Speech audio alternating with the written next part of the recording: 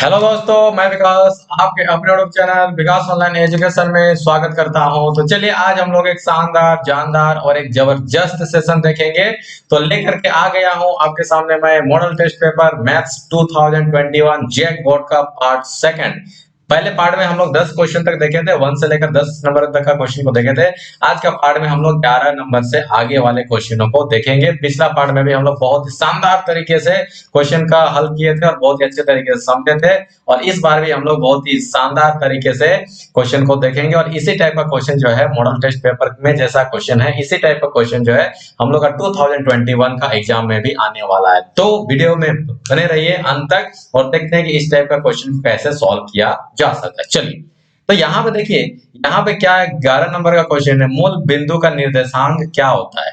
ठीक है, मूल बिंदु का निर्देशांक क्या होता है। तो मूल बिंदु का निर्देशांक क्या होता है, वो 0 और 0 होता है। तो ये होता कैसे है, इस चीज को हम लोग समझते हैं। ठीक है, देखिए ये हम लोग का क्या हो जाता है, एक हम लोग का एक्स एक्सिस हो जाता है, एक्स और ये वाई। ठीक है, अब यहाँ पे देखने वाली बात ये है, ठीक है, कि इधर वाला जो भी होता है वो पॉजिटिव हो जाएगा एक्स एक्सिस में और इधर वाला जो भी होगा वो नेगेटिव होगा। ठीक, वाई एक्सिस में क्या होगा, ऊपर वाला पॉजिटिव होता है और नीचे वाला क्या हो जाता है, वो नेगेटिव होता है। ठीक है, लेकिन जब बिंदु का बात होता है, मूल बिंदु का निर्देशांक, तो देखिए कहां से स्टार्टिंग होता है, कोई भी काउंटिंग आपका यहां से स्टार्टिंग होता है ना, तो यहीं पे वो मूल बिंदु होता है। तो एक्स एक्सिस में भी क्या होगा, 0 होगा और वाई एक्सिस में भी क्या होगा, 0 होगा। तो मूल बिंदु हमेशा क्या होगा, 0 और 0 ही होगा। तो फर्स्ट आंसर हम लोग का यहाँ पे हो जाए। चलिए नेक्स्ट क्वेश्चन की ओर चलते हैं। देखिए नेक्स्ट क्वेश्चन हम लोग का क्या है,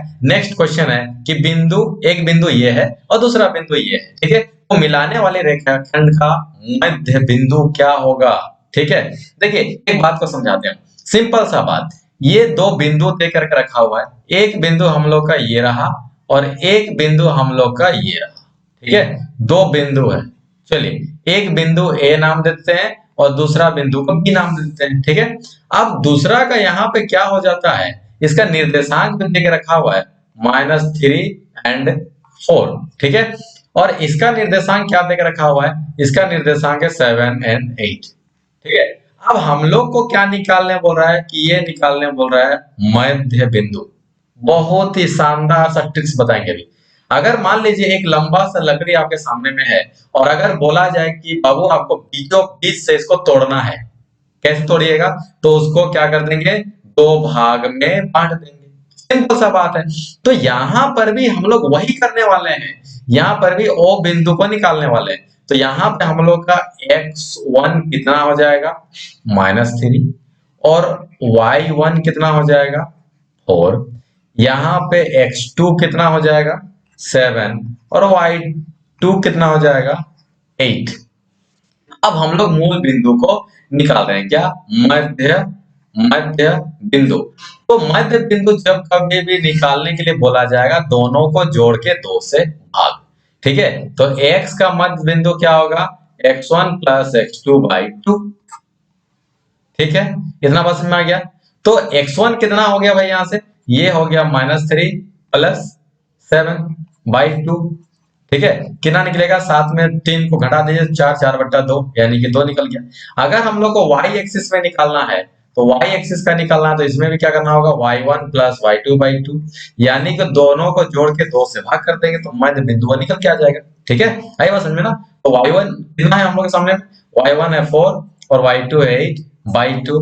ठीक है, तो 4 और 8 12 12/2 यानी कि 6। तो मध्य बिंदु कितना निकल के आ गया हम लोग का, x में निकलेगा 2 और y में निकलेगा 6। यही हम लोग का क्या हो जाएगा, ये फाइनल आंसर। कोई दिक्कत यहाँ तक नहीं ना। चलिए नेक्स्ट क्वेश्चन की ओर चलते हैं। नेक्स्ट क्वेश्चन हम लोग के सामने में आ चुका है, ध्यान से देखिएगा। यहाँ पे ये क्वेश्चन क्या बोल रहा है, यहाँ पे हम लोग के सामने में दो यहाँ पे त्रिभुज है। ठीक है, दो ट्रेंगल है, ए बी सी दो ट्रेंगल है। ठीक है, सिंपल सा बात को हम लोग यहाँ पे समझते हैं, दो त्रिभुज है। ठीक है, ए बी सी, यहाँ पे ए बी सी, यहाँ पे क्या हम लोग के सामने में दो त्रिभुज है। ठीक है, नाम देते हैं ए बी और ये सी। ठीक है, चलिए, और दूसरा क्या है, दूसरा हम लोग के सामने में है डी ई एफ। ठीक है, दूसरा क्या है, डी ई एफ, ठीक है। और दोनों ही केस में क्या दिया हुआ है, ए बी बट्टा डी, यानी ये वाला साइड और ये वाला साइड इन लोग का एक अनुपात में है। बीसी, ठीक है, बीसी और ईएफ दोनों एक अनुपात में, एसी और डीएफ दोनों एक अनुपात में। अगर यहाँ पे ए बराबर 40 है, ए बराबर क्या है 40 है, तो डी बराबर भी तो 40 होगा ना, क्योंकि सब यहाँ पे इक्वल दिया हुआ है। अगर अगर बी बराबर यहाँ पे 80 है, ठीक है, तो ई बराबर भी कितना हो जाएगा, ये 80 हो जाएगा। तो क्वेश्चन हम लोग को क्या निकालने बोला है, क्वेश्चन हम लोग को निकालने बोला है एफ।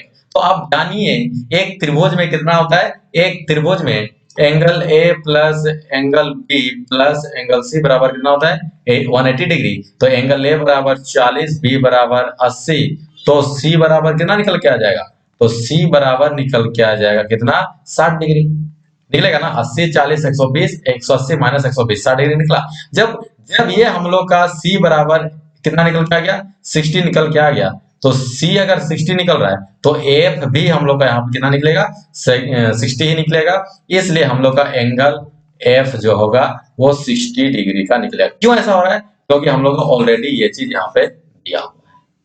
ठीक है, आई बात समझ में। चलिए नेक्स्ट क्वेश्चन, नेक्स्ट क्वेश्चन हम लोग के सामने में आ चुका है और देखते हैं इसको हम लोग कैसे सॉल्व कर सकते हैं। देखिए समद्विबाहु त्रिभुज, समद्विबाहु त्रिभुज का मतलब ही हो जाता है कि दो बराबर भुजा वाले समकोण त्रिभुज एबीसी का कोण बी क्या है, समकोण है, समकोण बी क्या है, समकोण है, बी जो है क्या है समकोण है। तो ये क्या होगा दिया है, ठीक है, ये दिया हुआ है क्या एंगल बी बराबर 90 डिग्री। और क्या दिया हुआ है त्रिभुज, नाम ले लेते हैं ना, ए बी सी बराबर क्या होगा समकोण त्रिभुज, अच्छा सम द्विबाहु ना, ठीक ठीक, चलिए सम द्विबाहु कर लेते हैं हम लोग यहाँ पे, सम द्विबाहु त्रिभुज, ठीक है, सम द्विबाहु त्रिभुज, ठीक है। और क्या दिया हुआ है, और बीसी बराबर दिया हुआ 4 सेंटीमीटर। तो किसका मान निकालना है, एसी बराबर क्वेश्चन मार्क। चलिए तो अब हम लोग यहाँ पे क्या करते हैं फिगर को बना लेते हैं। देखिए हम समझा रहे हैं, मेरे तरफ से जितना भी हो सक रहा है हम स्टूडेंट को समझाने का कोशिश कर रहे हैं। अब यहाँ से देखिए एक यहाँ पे क्या हो रहा है, ये 90 डिग्री हो जाएगा, यहाँ पे नाम लेते हैं बी, यहाँ पे नाम लेते हैं ए और ये नाम सी। अगर ये समद्विबाहु त्रिभुज है तो ए बी बराबर बीसी तो होगा ही, है ना, तो ये 4 है तो ये भी 4 हो जाएगा। तो इसको निकालने के लिए क्या करेंगे, हम लोग निकालेंगे पाइथागोरस, पाइथागोरस प्रमेय द्वारा। ऐसा क्यों हो रहा है, क्योंकि ये तो 90 डिग्री यहाँ पे है ही, तो AC स्क्वायर बराबर क्या हो जाएगा, AC स्क्वायर बराबर क्या हो जाएगा, ये हो जाएगा AB स्क्वायर प्लस BC का स्क्वायर, ठीक है। तो 4 का स्क्वायर और यहाँ से भी 4 का स्क्वायर, ठीक है। तो हम लोग का फाइनली यहाँ से क्या निकल जाएगा, AC स्क्वायर बराबर 4 16 16 और यहाँ से 16, ये कितना निकल के आ जाएगा 32। तो AC निकल के आ जाता है 32 पे, जो जब रूट लगाइएगा तो कितना होगा 2 इंटू 16। तो जब यहाँ से निकल के आएगा 16 कितना होता है 4, तो यहाँ पे 4 रूट 2 ये निकल के आ जाएगा सेंटीमीटर, ठीक है 4 रूट 2, ठीक है कोई दिक्कत नहीं ना। चलिए नेक्स्ट क्वेश्चन, नेक्स्ट क्वेश्चन की ओर चलते हैं हम लोग। देखिए अब यहाँ पे क्या बोलता है, जो सर्कल होता है उसका सबसे बड़ा जीवा कौन सा होता है, ध्यान से देखिएगा, ठीक है, फिगर ड्रॉ कर रहे हैं हम यहाँ पे।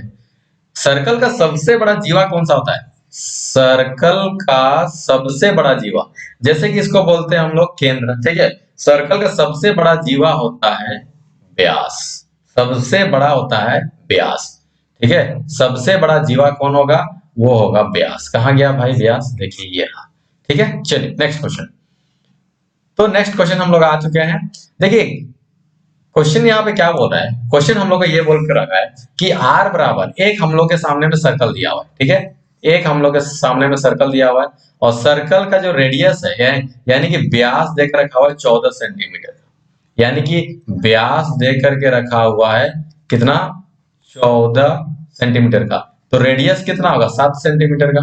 तो इसका क्या निकालना है, परिधि, परिधि का मतलब होगा पूरा इसका गोला का चारों तरफ, इसका परिधि इसी को बोला जाता है, ठीक है, टोटली इसको बोला जाता है। तो परिधि क्या होगा, ठीक है, परिधि चलिए परिधि इसका निकाल लेते हैं, परिधि, है ना, परिधि। तो क्या होता है फॉर्मूला, 2 पाई आर। तो 2 पाई आर फॉर्मूला लगा दीजिए, तो कितना होगा 2 इंटू कितना होगा, पाई का वैल्यू 22/7 इंटू आर, आर का मतलब 7, यानी 7 से 7 कट गया, 7 ने 14 और 1 15, 154 सेंटीमीटर। यानी अगर इस सर्कल को पूरा खोल दिया जाए तो कितना लंबा होगा, अच्छा 14 सेंटीमीटर है ना, किसी वृत्त का व्यास 14 सेंटीमीटर, तो उसका परिधि ज्ञात होगी।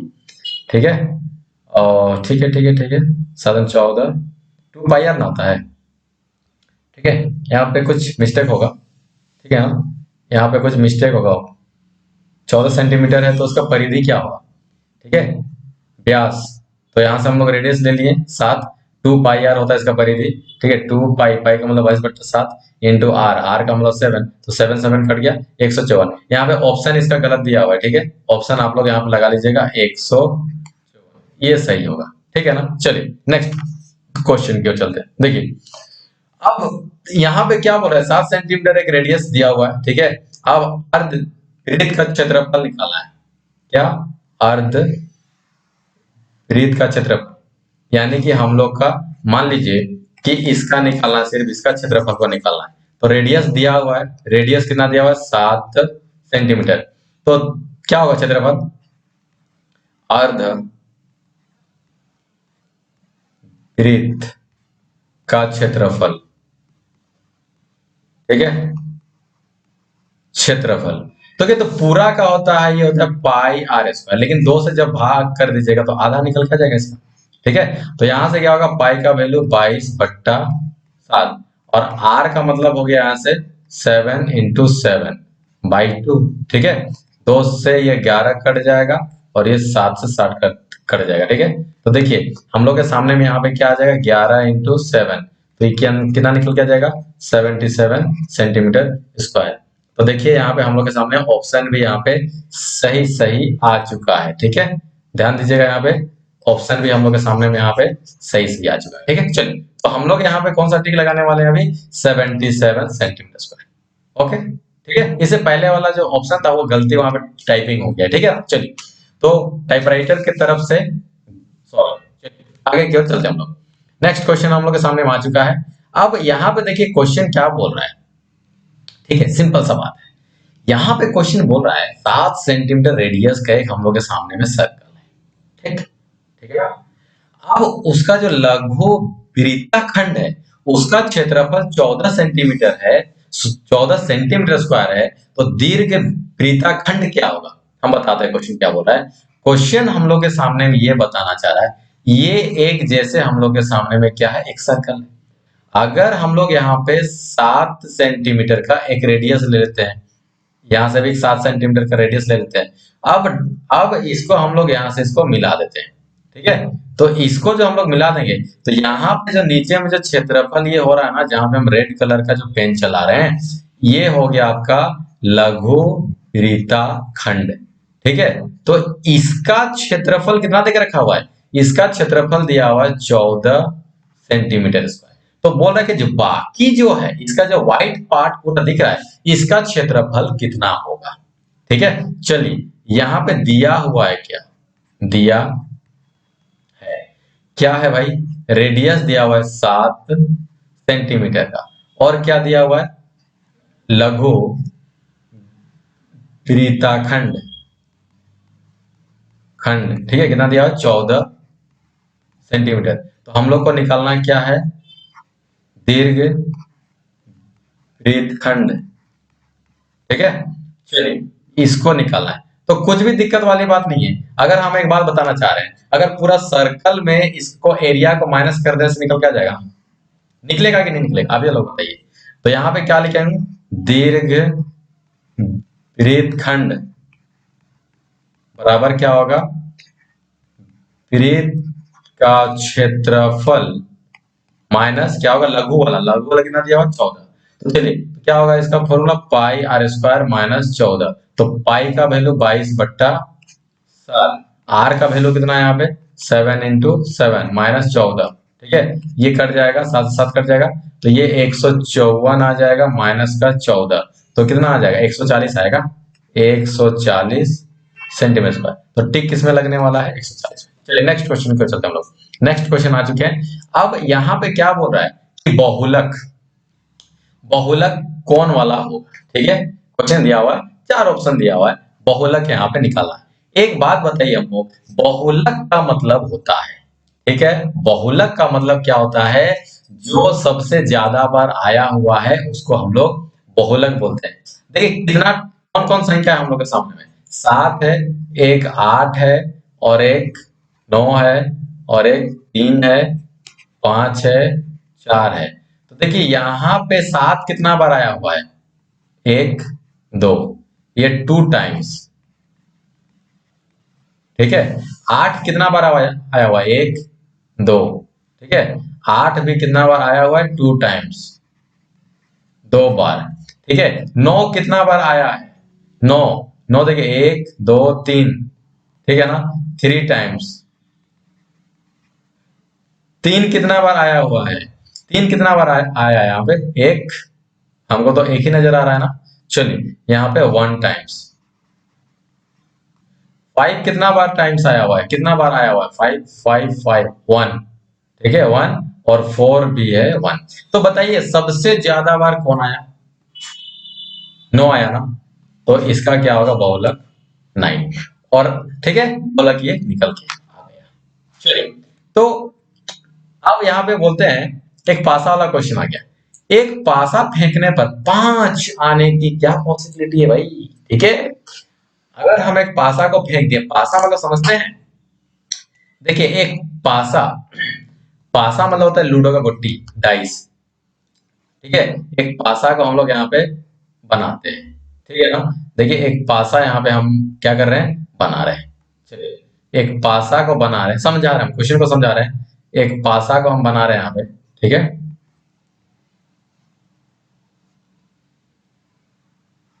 ठीक है। एक पासा को बना रहे हैं, बनाने का कोशिश किया जा रहा है यहाँ पे, ठीक है। एक पासा बना दिए। अब इसमें जो है कितना संख्या टोटल होता है, 5, ठीक है। अगर यहाँ पे 1 लिखा हुआ है, 2 लिखा हुआ है, 3 लिखा हुआ है, 4 लिखा हुआ है, इधर एक 5, और इधर एक यहाँ पे 6, ठीक है। इस तरीके से यहाँ पे लिखा रहता है, ठीक है। आई बात समझ में। तो कितना टोटल हो जाएगा, कितना टोटल लिखा रहता है वहां पे, तो सिंपल स्पेस सिंपल स्पेस इसका मतलब होगा हम लोग का NS। कितना रहता है टोटल पासा, एक लूडो का गोटी में कितना टोटल संख्या रहता है, 1 2 3 4 5 6, ठीक है। तो कितना आ गया टोटल हम लोग का, 6। अब हम लोग का लाना कितना है, फेंक दिए एक बार, तो फेंकने से क्या आना चाहिए, 5 आना चाहिए। तो 5 क्या आ सकता है, सिर्फ एक ही बार आ सकता है ना। अगर आप लोग फेंक दिए तो या तो 1 आएगा, या तो 2 आएगा, या तो 3 आएगा, या तो 4 आएगा, या तो 5 आएगा, या तो 6 आएगा। लेकिन 5 तो एक ही बार आएगा ना, तो मतलब जो भी संख्या आएगा एक ही बार आएगा ना। तो इसका मतलब यहाँ पे हो जाएगा इवेंट, यानी कि घटना। तो क्या लिखेंगे, 5 आने की, ठीक है, प्रायिकता, ठीक है। तो कितना बार नंबर ऑफ ई कितना बार आएगा, 1 बार, ठीक है। तो फॉर्मूला क्या हो जाएगा भाई, NP, ठीक है। चलिए यहाँ पे थोड़ा सा हम फॉर्मूला को ठीक से लिख देते हैं आप लोग के लिए, ठीक है ना, ताकि समझ में आ जाए, ठीक है। चलिए तो क्या हो जाएगा, NE/N, ठीक है। ई का हम लोग घटना, मतलब 5, यानी 5 जो होगा वो कितना बार आएगा, एक ही बार आएगा ना, एक ही बार आएगा ना, 1/5, और 5 इसमें कितना बार है, 1 बार है, और टोटल संख्या कितना है, 6। तो ये हो गया इसका, ठीक है। चलिए तो चलते हैं हम लोग, आज का सेशन को यहीं तक रखते हैं, इसका थर्ड पार्ट भी आएगा, ठीक है ना। अगर वीडियो अच्छा लगा होगा, कुछ अच्छा चीज सीखे होंगे, तो एक लाइक जरूर कर दीजिए, दोस्तों तक ज्यादा से ज्यादा शेयर कर दीजिए, और चैनल में है तो चैनल को सब्सक्राइब कर लीजिए। तो चलिए मिलते हैं नेक्स्ट वीडियो में। जय हिंद जय भारत, तब तक के लिए नमस्कार।